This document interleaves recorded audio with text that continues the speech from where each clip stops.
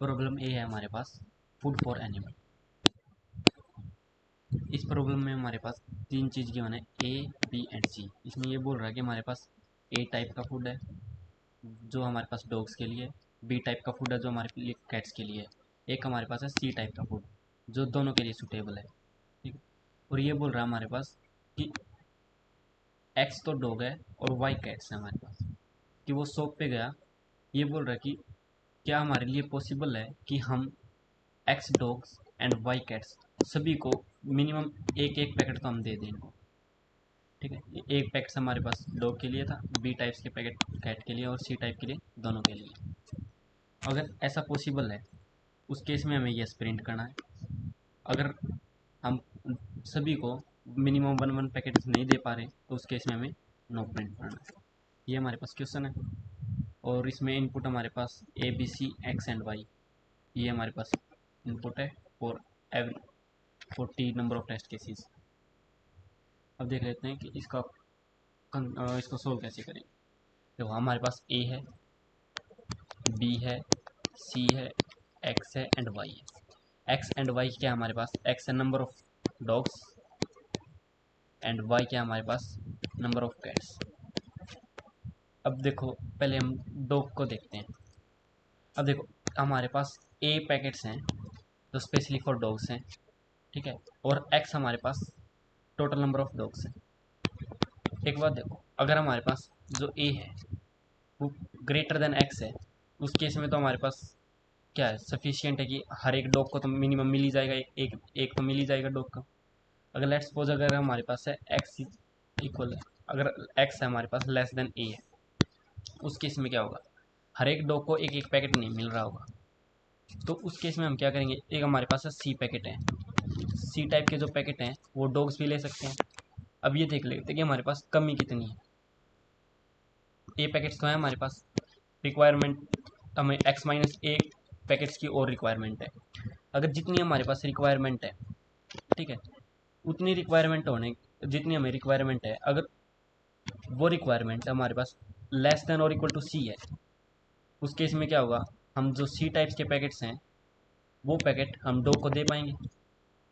अगर ये कंडीशन हमारे पास सेटिस्फाई हो गई तो हमने क्या किया, एक्स है उसको अपडेट कर दिया ए से। ए से क्यों कर दिया, क्योंकि हमने जो मिनिमम पैकेट्स देने थे एक एक देना था, हमने मान लिया कि हमने सभी को एक एक पैकेट दे दिया, तो हमारे पास सॉरी जो ए है वो इक्वल टू एक्स हो गया हमारे पास, जो ए टाइप्स के पैकेट थे।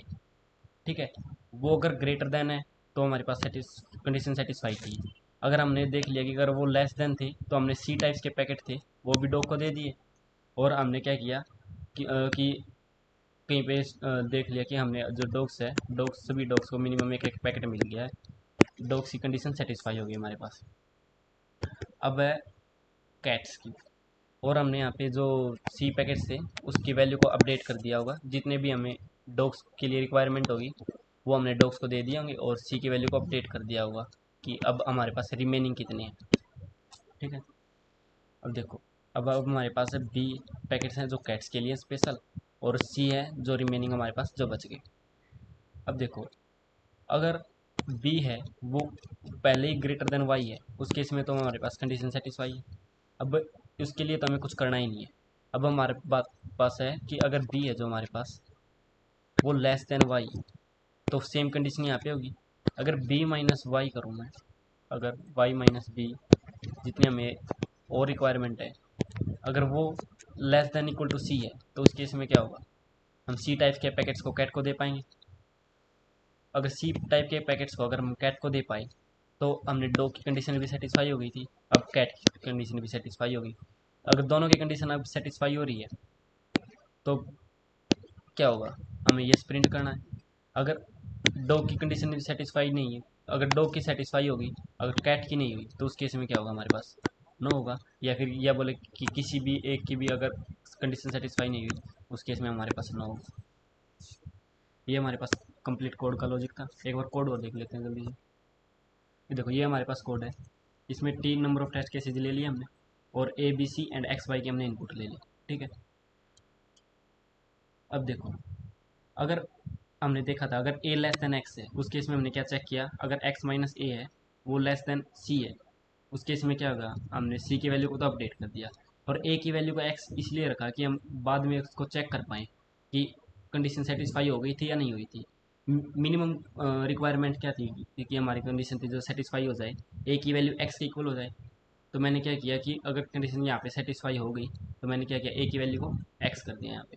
ठीक है, अब देखो, अगर इफ़ और डॉग की कंडीशन सेटिस्फाई होगी, हम अब कैट की कंडीशन चेक करें। अगर बी है हमारे पास लेस देन वाई है, सेम कंडीशन अगर वाई माइनस बी है जो हमारे पास लेस देन इक्वल टू सी है, तो उस केस में सी की वैल्यू को तो अपडेट कर ही दिया और बी की वैल्यू को भी अपडेट कर दिया।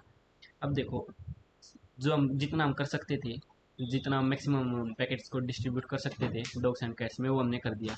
अब चेक करें, अगर मान लो अगर हमारे पास ए है, जो नंबर ऑफ पैकेट्स थे हमारे पास ए टाइप के वो greater than equal to X है, एंड बी जो कैट्स के पैकेट्स थे वो भी ग्रेटर और इक्वल टू वाई है, उसी केस में हमारे पास प्रिंट क्या करना था, हमें यस करना था। अदरवाइज इससे अलावा कोई भी केस बनता है, हम अगर डॉग की कंडीशन सेटिस्फाई ना हो रही या फिर कैट की ना हो रही या फिर किसी की भी नहीं हो रही, उस केस में हमें नो प्रिंट करना। ये हमारे पास कंप्लीट कोड था, आप इसको देख सकते हैं।